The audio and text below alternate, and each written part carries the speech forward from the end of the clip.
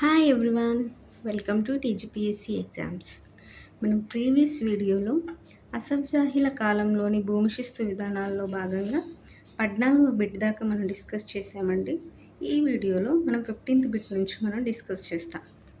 15th bit వచ్చేసరికి మనకి మల్ గజారీ ల్యాండ్ రెవెన్యూ చట్టం అనేది నిజాం పాలనలో వచ్చినటువంటి మొట్టమొదటి భూ సంస్కరణ చట్టం అండి. సో మల్గజారీ ల్యాండ్ రెవెన్యూ చట్టం ఏ సంవత్సరంలో వచ్చింది, అది నిజాం పాలనలో మొట్టమొదటి భూ సంస్కరణ గురించి సంబంధించిన చట్టం. అంటే భూ సంస్కరణలో భాగంగా మొట్టమొదటి భూ సంస్కరణ చట్టం ఏంటి అంటే మల్గజారీ ల్యాండ్ రెవెన్యూ చట్టం. ఏ సంవత్సరంలో వచ్చింది అంటే 1907. దేనికోసం ఈ చట్టాన్ని తీసుకొచ్చారు అంటే కౌలుదారుల భద్రత కోసం అండి. ఎవరి కోసం అంటే కౌలుదారుల భద్రత కోసం. మరి దీంట్లో టర్మ్స్ అండ్ కండిషన్స్ ఏంటి అని అంటే ఈ చట్ట ప్రకారము ఎవరైతే 12 సంవత్సరాలు వరుసగా సాగు చేస్తారో కౌలుదారులు, వారిని శాశ్వత కౌలుదారులుగా గుర్తిస్తారండి ఈ చట్టం కింద. అంటే ఏం లేదండి, కౌలుదారుల భద్రత కోసం తీసుకొచ్చిన చట్టం అనుకున్నాం కదా. సో ఎవరైతే కౌలుదారులు ఉంటారో వాళ్ళు 12 ఇయర్స్ వరుసగా సాగు చేస్తారో వారిని శాశ్వత కౌలుదారులుగా గుర్తించడమే ఈ చట్టం యొక్క ముఖ్య ఉద్దేశం. ఏ చట్టం? మల్గజారీ ల్యాండ్ రెవెన్యూ చట్టం. ఏ సంవత్సరం? 1907. దీని ఇంపార్టెన్స్ ఏంటి అంటే ఇది నిజాం పాలనలోని మొట్టమొదటి భూ సంస్కరణ చట్టం. నెక్స్ట్ బిట్ వచ్చేసరికి మనకి ఎంఎస్ భరూచా కమిటీ ఎందుకొరకు వేశారు. సో ఎంఎస్ భరూచా కమిటీ అనేది చాలా ఫేమస్ అండి, ఇంపార్టెంట్. ఇది ఎందుకోసం వేశారు అని అంటే ఇది కౌలుదారుల స్థితిగతులను పరిశీలించడానికి మనకి ఈ భరూచా కమిటీ వేశారు. సో ఇక్కడ మనం గుర్తుంచుకోవాల్సింది ఏంటంటే నిజాం కాలంలో వేశారు కాబట్టి నిజాం కాలంలో వేసిన ఈ భరూచా కమిటీ కానీ మనకి తీసుకొచ్చిన మల్గజారీ ల్యాండ్ రెవెన్యూ చట్టం కానీ ఎవరి కోసం అంటే కౌలుదారుల కోసం అండి. సో ఈ భరూచా కమిటీ ఈ కౌలుదారుల స్థితిగతులను పరిశీలించడానికి 1939లో వేశారండి. 1939లో వేశారు. సో దీని సిఫార్సుల మేరకు భరూచా కమిటీ యొక్క సిఫార్సుల మేరకు మనకి ఆసామీ షిక్మీ చట్టం వచ్చిందండి. ఏ చట్టం వచ్చింది? ఆసామీ షిక్మీ చట్టం వచ్చింది. ఏ సంవత్సరంలో అంటే 1944లో వచ్చింది. సో మనకి ఈ కమిటీ భరూచా కమిటీ వేసింది 1939. ఈ కౌలుదారుల స్థితిగతులను పరిశీలించడానికి. సో పరిశీలించిన తర్వాత వీరు చేసిన సిఫార్సుల మేరకి తీసుకొచ్చిన చట్టం వచ్చేసరికి మనకి ఆసామీ షిక్మీ చట్టము 1944. నెక్స్ట్ బిట్ వచ్చేసరికి మనకి రికార్డ్ ఆఫ్ రైట్స్ సెక్షన్ దేని కొరకు తెచ్చారు. So record of rights section right section గురించి. సో ఇది దేనికోసం తెచ్చారు అంటే భూముల మీద హక్కులను, వాటి వివరాలను పొందుపరచడం కోసం ఈ రికార్డ్ ఆఫ్ రైట్స్ సెక్షన్ని తీసుకొచ్చారండి. ఏంటంటే భూముల మీద ఉన్న హక్కులు, వాటి వివరాలు పొందుపరచడం కోసం. ఏ సంవత్సరంలో తీసుకొచ్చారు అంటే 1936లో తీసుకొచ్చారండి రికార్డ్ ఆఫ్ రైట్స్ సెక్షన్. ఇప్పుడు మనం డిస్కస్ చేస్తున్నాయని నిజాం కాలంలో జరిగిన సంఘటనలు కదా అండి. సో నిజాం కాలంలో జరిగిన భూ సంస్కరణల గురించి కానీ, లేకపోతే ఆ భూ సంస్కరణలో భాగంగా ఈ కౌలుదారుల భద్రత కోసం కానీ తీసుకొచ్చిన చట్టాలు, కమిటీలు అండ్ ఇంపార్టెంట్ ఈవెంట్స్ అనేటివి మనం గుర్తుంచుకోవాలండి. సో అందులో భాగంగా మనం ఈ లాస్ట్ త్రీ బిట్స్, ఈ 15, 16, 17 బిట్స్ మనం డిస్కస్ చేస్తున్నాము. So record of rights section 1936లో వచ్చింది. ఎందుకోసం వచ్చిందంటే డిస్కస్ చేసాం, భూముల మీద హక్కులను, వాటి వివరాలను పొందుపరచడం కోసం. అంతేకాకుండా ఈ కొత్త రికార్డ్ ఆఫ్ రైట్స్ చట్టం ఏ సంవత్సరంలో వచ్చింది అని అంటే మనకి 1949లో అండి. ఫస్ట్ టైం వచ్చింది 1936. మరి కొత్తగా వచ్చింది ఏ సంవత్సరంలో వచ్చిందంటే ఈ కొత్త రికార్డ్ ఆఫ్ రైట్స్ చట్టం అనేది 1949లో తయారు చేశారండి. అంటే మనకి ఇండిపెండెన్స్ వచ్చిన 2 ఇయర్స్కి కొత్త రికార్డ్ ఆఫ్ రైట్స్ చట్టం అనేది తీసుకొచ్చారు. నెక్స్ట్ మనకు బిట్ వచ్చేసరికి 18 అండి. కల్సా భూములలో ఇతర యాజమాన్యం కింద ఉన్న ఫాన్ మక్తా భూములు అంటే ఏంటి?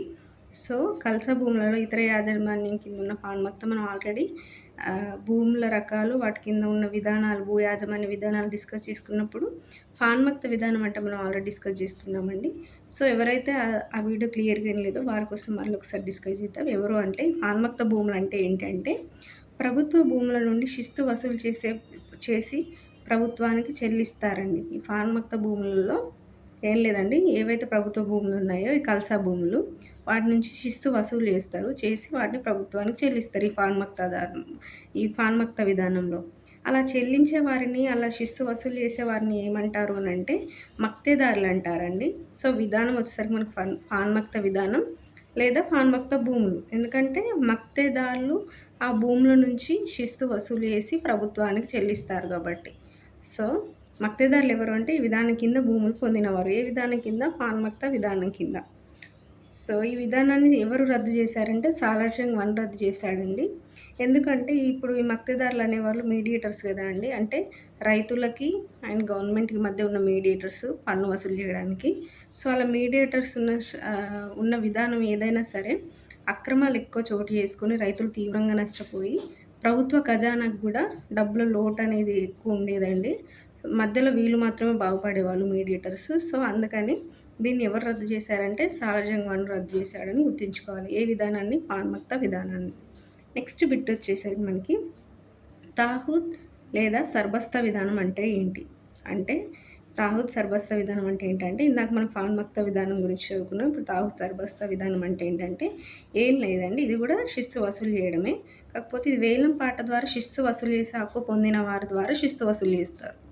సో, శిస్తు ఎవరు వసూలు చేస్తారంటే వేలం పాట ద్వారా శిస్తు వసూలు చేసే హక్కు పొందిన వారు మాత్రమే ఈ విధానంలో శిస్తు వసూలు చేస్తారు. సో, ఇదేంటి సాధారణంగా ధనవంతులు పలుకుబడి గల వారికి ఇస్తారు. అంటే వాళ్ళే కదండీ వేలం పాటలో ఎక్కువ పాట పాడి గెలిచేది వేలం పాట. సో, వారే ధనవంతులు పలుకుబడి గల వారికి మాత్రమే ఈ ఇవి ఈ తాహూద్ లేదా సర్బస్త విధానంలో వాళ్ళకి హక్కు లభిస్తుంది. నెక్స్ట్ వచ్చేసరికి మనకి మనం ఆల్రెడీ డిస్కస్ చేసుకున్నాం. తాహూద్‌కి సర్బస్తాకి మైనర్ డిఫరెన్స్ ఏంటంటే రెండు సేమ్ అయినప్పటికీ కూడా చిన్న డిఫరెన్స్. ఎవరిని తాహూద్ అంటారు, ఎవరిని సర్బస్తా అంటారంటే జిల్లాలోని దేశ్ముఖ్ దేశపాండేలకు గనుక మనకి హక్కు లభిస్తే, ఏది వేలం పాట ద్వారా శిస్తు వసూలు చేసుకునే హక్కు కనుక లభిస్తే వారిని తాహూద్ అంటారు. దేశ్ముఖ్ దేశపాండేలకి కాకుండా ఒకవేళ జమీందారికి లభించిందనుకోండి హక్కు, అప్పుడు వారిని సర్బస్తా అని పిలుస్తారు. సో, తాహూద్ అని ఎవరు పిలుస్తారంటే దేశ్ముఖ్ దేశపాండేలకి ఈ హక్కు లభిస్తే, శిస్తు వసూలు చేసుకునే హక్కు లభిస్తే వారిని తాహూద్ అంటారు. వారిద్దరికి కాకుండా ఒకవేళ జమీందార్‌కి లభించిందనుకోండి వారిని సర్బస్తా అని పిలుస్తారు. అంతే తేడా అండి. బట్ ఇద్దరికి కూడా వేలం పాట ద్వారానే శిస్తు వసూలు చేసుకునే హక్కు లభిస్తుంది ఈ విధానం కింద అని గుర్తుంచుకోవాలి. నెక్స్ట్ బిట్ వచ్చేసరికి మనకి ఇంకా ఇందులో మనం ఆల్రెడీ డిస్కస్ చేసుకున్నామండి. ఇప్పుడు ఈ ఫాన్మక్త విధానం అయినప్పటికీ, తాహూద్ లేదా సర్బస్త విధానం అయినప్పటికీ మీడియేటర్ విధానం అండి. అంటే గవర్నమెంట్‌కి, రైతులకు మధ్య ఈ మీడియేటర్స్ ఎవరైతే శిస్తు వసూలు చేసే వ్యక్తులు ఉన్నారో వాళ్ళు ఈ మీడియేటర్స్ ఇన్వాల్వ్ అయిన ఏ విధానమైనా సరే, అది ఫాన్మక్త విధానమైనా సరే, ఈ తాహూద్ లేదా సర్బస్త విధానమైనా సరే ఎక్కువ అక్రమాలు చోటు చేసుకున్నాయి. అంటే గవర్నమెంట్ విధించిన పన్ను కంటే కూడా వీరు ఎక్కువ శాతం పన్ను వసూలు చేసేవారు రైతుల నుంచి. చేసి వాళ్ళు గవర్నమెంట్‌కి మాత్రం తక్కువ పన్ను అంటే గవర్నమెంట్ ఎంత విధించిందో అంత మాత్రమే కట్టి మిగిలింది వీళ్ళు తీసుకునేవాళ్ళు. సో, ఇలాంటి లూప్ హోల్స్ ద్వారా రైతులు ఎక్కువ నష్టపోతున్నారు. గవర్నమెంట్‌కి ఖజానాకి అలా లోటు అవుతుంది. ఖజానా తగ్గిపోతుంది అని చెప్పి మనకి ఏవైతే ఈ మీడియేటర్స్ ఇన్వాల్వ్ అయిన విధానాలు, అది ఫాన్మక్త విధానం కానీ, తాహూద్ లేదా సర్బస్త విధానం కానీ మనకి సాలార్జంగ్ I రద్దు చేశాడండి. దాన్ని మనం నెక్స్ట్ బిట్‌లో డిస్కస్ చేస్తాం. సో, ఇదే అండి, ఏం లేదు. మనం ఈ తాహూద్ సర్బస్త విధానం కింద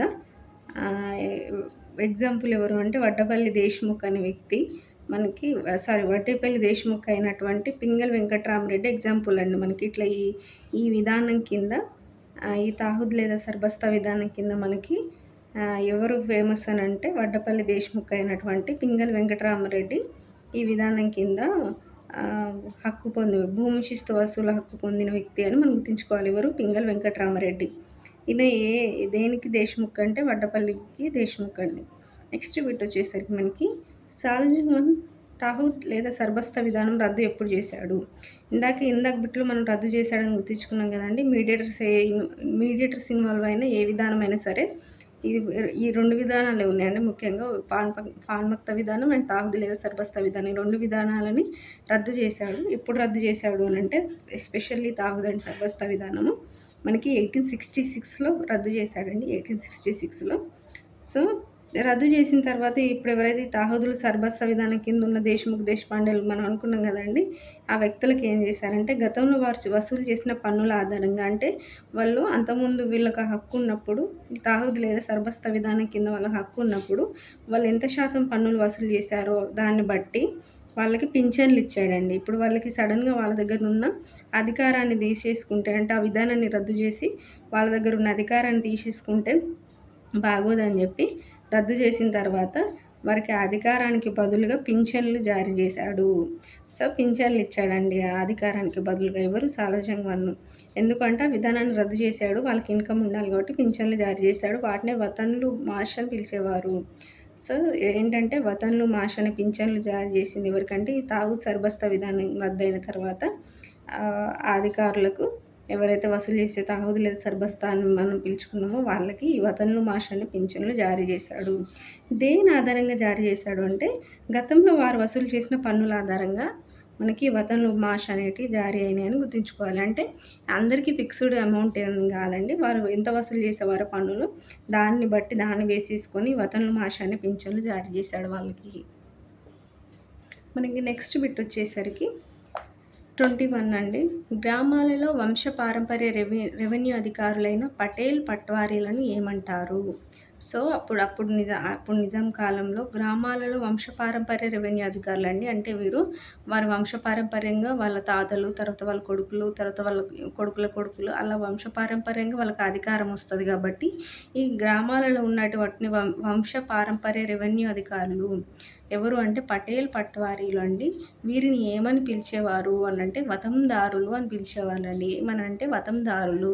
సో, ఈ పటేల్, పట్వారీలు అనే వాళ్ళను వాళ్ళు పటేల్, పట్వారీలు ఒక్కసారి వాళ్ళ ఫ్యామిలీలో ఎవరైనా ఈ పటేల్ లేదా పట్వారీ అయితే వాళ్ళ వంశపారంపర్యంగా వాళ్ళ తర్వాత జనరేషన్స్ కూడా వాళ్ళు పటేల్, పట్వారీలు అయ్యే వాళ్ళని గుర్తుంచుకోవాలి. వాళ్ళని ఏమని పిలిచేవారు అంటే వతందారులు. సో, వీరికేంటంటే అప్పుడు ఈ వతందారులు లేదా పటేల్, పట్వార్లకు శిస్తు లేని భూమి ఇచ్చేవాళ్ళు అండి. అంటే వారు గవర్నమెంట్‌కి ఏం శిస్తు కట్టనవసరం లేదు. అట్లా వాళ్ళకి ఫ్రీ ల్యాండ్ ఇచ్చేవాళ్ళు. ఆ ల్యాండ్ కూడా వాళ్ళకి వంశపారంపర్యంగా ఇచ్చేవాళ్ళు. సో, వీళ్ళకి రెవెన్యూ అధికారం ఇచ్చేవాళ్ళు. అంటే శిస్తు వసూలు చేసే అధికారాన్ని వంశపారంపర్యంగా అదేవిధంగా వాళ్ళకి శిస్తు లేని భూమిని కూడా వంశపారంపర్యంగా ఇచ్చేవాళ్ళు. సో, వీళ్ళని ఏమంటారు అంటే వతందారులు అంటారు అని గుర్తుంచుకోవాలి.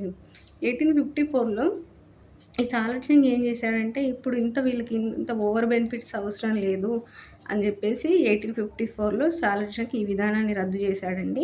రద్దు చేశాక ఏం చేశాడంటే వారికి పట్టాలు ఇచ్చాడండి. అంటే ఇప్పుడు అప్పటిదాకా శిస్తు లేని భూమి ఇచ్చాడు కదండీ! లేదు శిస్తు లేని భూమి వంశపారంపర్యంగా ఇవ్వడం ఎందుకు?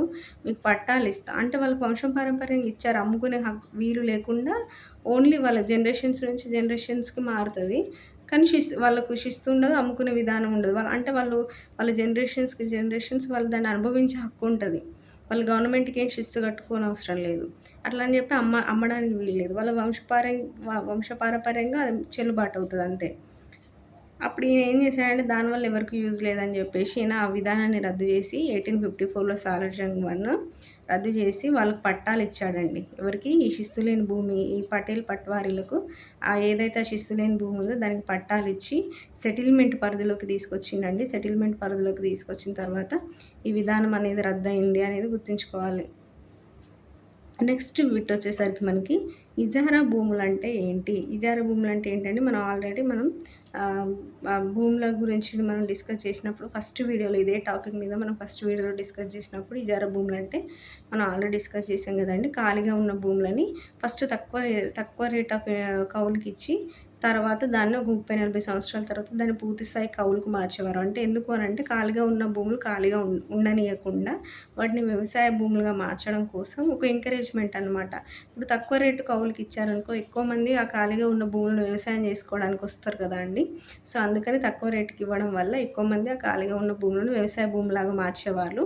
అలా మార్చడం వల్ల ఇప్పుడు ఎంతో కొంత కౌలు మనకి ప్రభుత్వ ఖజానాకు వస్తది. అదేవిధంగా మనకు వ్యవసాయ ఉత్పత్తి అనేది పెరుగుతది రాజ్యంలో. దానివల్ల మనకి ఆహార కొరత ఉండదు. At a time government funds కూడా పెరుగుతాయి అన్న ముఖ్య ఉద్దేశంతోటి ఈ ఇజారా భూములు తీసుకొచ్చిరండి.